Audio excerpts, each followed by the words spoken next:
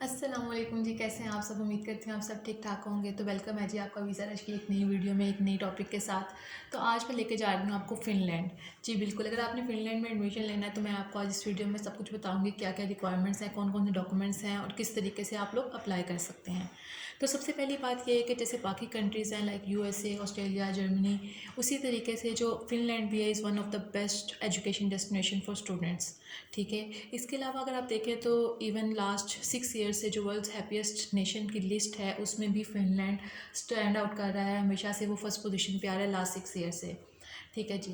अब बात आ जाती है कि आपने एडमिशन लेना है, लेकिन उस एडमिशन की रिक्वायरमेंट क्या होगी। तो सबसे पहले जिस तरह बाकी कंट्रीज़ की रिक्वायरमेंट है इंग्लिश प्रोफिशिएंसी स्टैंडर्ड टेस्ट, तो आपको इसी तरीके से यहाँ फिनलैंड में भी एडमिशन लेने के लिए इंग्लिश प्रोफिशिएंसी टेस्ट देना पड़ेगा।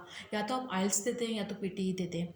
ठीक है। अब ये दोनों टेस्ट अगर आपने 2024 के में एडमिशन लेना है तो अभी से तैयारी पकड़ें और इनको देना स्टार्ट करें।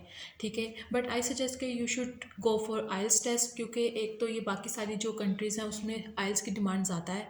ठीक है। और इसके अलावा जो आपको सेकंड चीज़ चाहिए होगी वो आपको चाहिए लेटर ऑफ मोटिवेशन। ठीक है। फिर उसके बाद आपको चाहिए जी डॉक्यूमेंट्स अपने।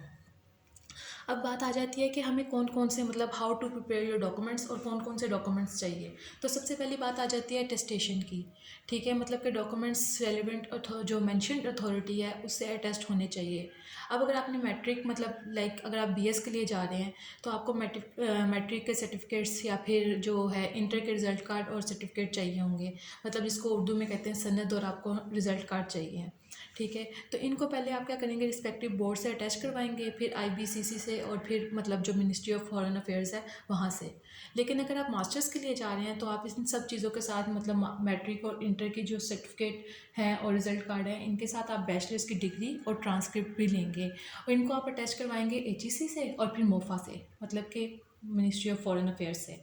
ठीक है। फिर उसके बाद आपके पास आ जाते हैं कि एडमिशन्स कौन कौन से हैं और कब आएंगे। तो जो फिनलैंड में ना 4 तरह से जो एडमिशन्स होते हैं वो 4 तरह से होते हैं। जैसे कि एक हो जाता है सेपरेट एप्लीकेशंस होती हैं, कुछ रोलिंग एप्लीकेशंस होती हैं इनके पास। ठीक है। कुछ जॉइंट एप्लीकेशंस होती हैं और कुछ एक्सचेंज प्रोग्राम होते हैं। अब अगर स्पेसिफिकली मैं बात करूँ कि पाकिस्तानी स्टूडेंट्स के लिए कि ये कहाँ पे अप्लाई कर सकते हैं, तो एक्सचेंज को छोड़ के जॉइंट एप्लीकेशन, सेपरेट और रोलिंग, इन तीनों में ये अप्लाई कर सकते हैं। ठीक है जी। इनकी जो रिक्वायरमेंट्स वगैरह हैं वो सारा कुछ मैं अगर आप कहेंगे तो मैं एक वीडियो बना के आपको दे दूँगी। ठीक है। इसके बाद आ जाता है कि जॉइंट एप्लीकेशंस जिसमें पाकिस्तानी या मतलब आप स्टूडेंट्स कर सकते हैं। तो उसकी अवेलेबिलिटी क्या है जी, 3 जैन से ये 17 जैन तक होगी। ठीक है। For 2024 August intake. ठीक है। उसके बाद आ जाता है सेपरेट इनटेक के लिए जो है वो है कि 30 नवंबर से इसकी एप्लीकेशंस खुल जाएंगी, 3 जनवरी तक ये रहेंगी। तो आप इसमें भी अप्लाई कर सकते हैं। ठीक है। तो इसके अलावा के मतलब अगर आपको इनकी रिक्वायरमेंट्स और वहाँ जाके आपके पास फ़ीस नहीं है या काम कर सकते हैं कि नहीं, तो इसके लिए अगर आपको चाहिए तो मैं आपको एक वीडियो बना दूँगी।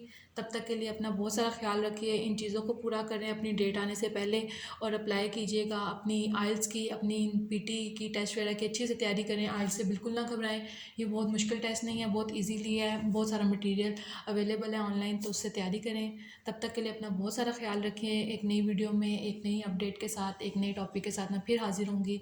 अल्लाह हाफिज़, टेक केयर।